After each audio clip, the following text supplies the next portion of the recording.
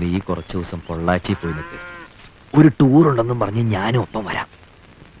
നിന്റെ അണ്ണനാണെന്നും പറഞ്ഞ് നിന്നെ ഇവിടെ നിന്ന് പുറത്തിറക്കാൻ ഞാൻ ഒരാളെ ഏർപ്പാട് ചെയ്തിട്ടുണ്ട്. അവൻ വരും. നീ അവന്റെ ഒപ്പം ഇറങ്ങി തന്നാ മതി. പുറകിൽ ഞാനും ഉണ്ടാവും. ഭയപ്പെടാനൊന്നുമില്ല. അവനാള് കുഴപ്പക്കാരനല്ല. നിന്റെ അച്ഛനെങ്ങാനും നമ്മളെ തിരക്കി ഇവിടെ വരുന്നതിലും നല്ലത് ഒന്ന് അവിടം വരെ പോകുന്നതല്ലേ. കുട്ടന്നായർ എഴുതി വരുത്തിക്കാന്ന് വെച്ചാ ഇനി ഒന്നും പെട്ടെന്ന് നടക്കില്ല.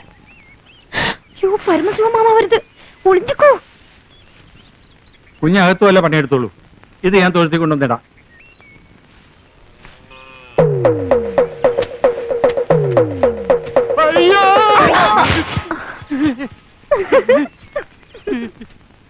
ആരുമില്ലാത്ത നേരത്താ നിന്റെ അണ്ണം വന്നത്.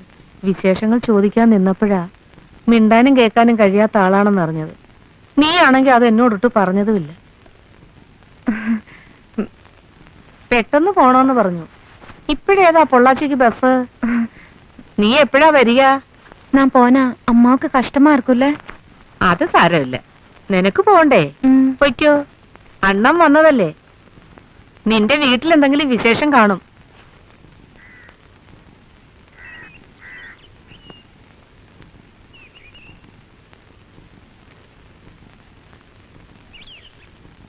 ഇത് വെച്ചോളൂ, ഒരു വഴിക്ക് ഇറങ്ങുന്നതല്ലേ.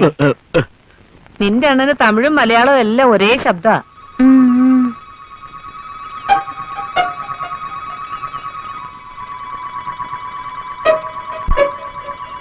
നിന്റെ മുഖം കണ്ടിട്ട് നിനക്കവിടെ ഇഷ്ടമില്ലാത്ത കല്യാണം ആലോചിച്ച പോലെ ഉണ്ടല്ലോ പെണ്ണെ.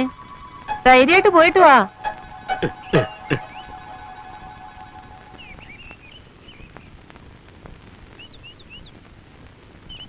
ആ ബാഗ് ഇങ്ങനെ പേടിക്കണ്ട, മുന്നിൽ നടന്നോ. ഞാൻ പിടിച്ച് തിന്നാനൊന്നും പോകുന്നില്ല. വേഗം നടക്ക്.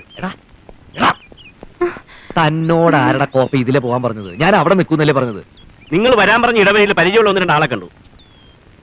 ഇനിയിപ്പേ ഈ സഹോദര ബന്ധം ഇതോടെ മറന്നേക്കണം. രഹസ്യമാണെന്നും വിചാരിക്കണ്ട, പരസ്യം തന്നെ.